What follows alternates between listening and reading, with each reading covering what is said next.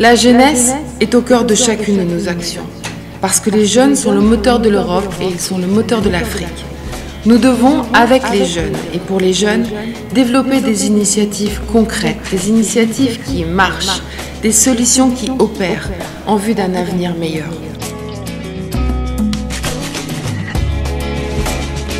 Au Sénégal, environ 300 000 nouveaux demandeurs d'emploi arrivent chaque année sur le marché du travail.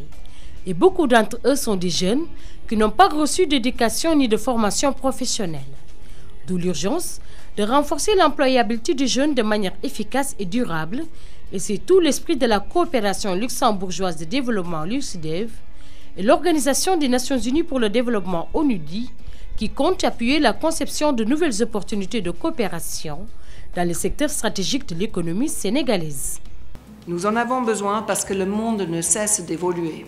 En particulier sur les nouveaux projets au Sénégal, sur les modes de production, sur les attentes des populations envers les acteurs qui dessinent les sociétés, aussi bien les acteurs institutionnels que privés.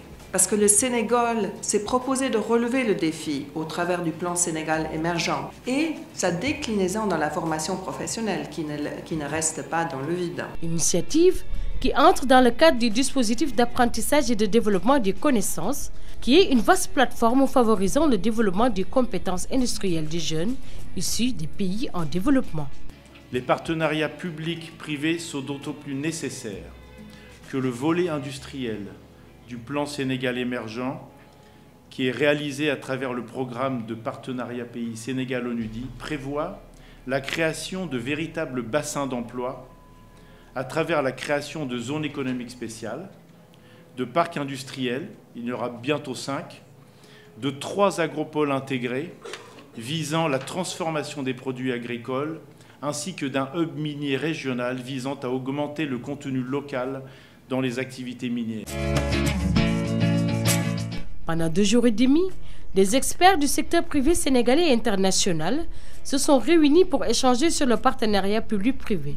Occasion pour eux de trouver des solutions pour un système de formation professionnelle et technique en phase avec le besoin du marché du travail. L'atelier d'aujourd'hui, c'est un atelier très intéressant qui revêt un caractère très important dans le sens où il a réuni plusieurs acteurs concernés par la thématique de la PPP et qui ont eu des échanges entre eux, qui ont débattu ce concept et qui ont été jusqu'à sortir même avec des recommandations pour des projets futurs.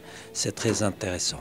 Et pour renforcer les systèmes de formation technique et professionnelle dans les pays en développement, la WET Toolbox a été créée dans le but d'améliorer la qualité et la pertinence des formations. Le WET Toolbox est en fait un partenariat assez innovatif. C'est 5 agences de développement européens.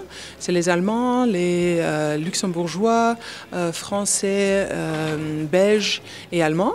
Et on travaille tous ensemble sur le EFP, éducation et formation professionnelle, pour le rendre plus inclusif d'un côté, mais aussi surtout de le faire de sorte que ça soit plus adapté aux besoins du marché du travail. L'Union européenne, qui accorde une importance particulière à l'employabilité des jeunes, a lancé la nouvelle Alliance Afrique-Europe pour des investissements et d'emplois durables. Il s'agit en effet d'offrir des opportunités économiques et de formation professionnelle, en particulier pour les jeunes femmes et les jeunes hommes, en améliorant leur employabilité et en accompagnant le développement des petites et moyennes entreprises. Le Sénégal, qui s'est engagé sur une voie de modernisation, a mis au cœur de ses priorités la formation professionnelle pour une meilleure gestion de l'emploi des jeunes.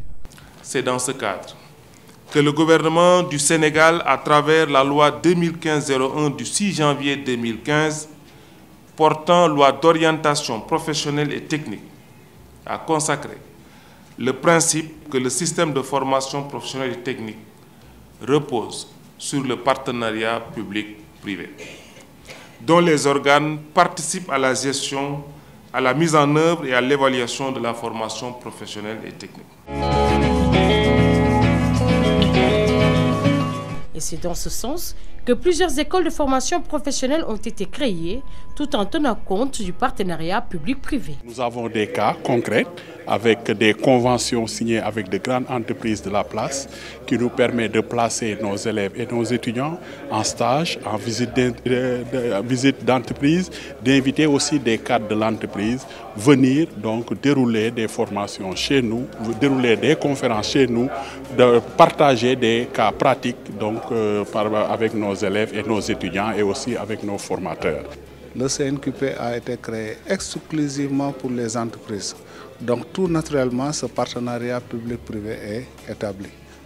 On a une mission de service public, mais nous, on est créé pour résoudre le problème du monde du travail.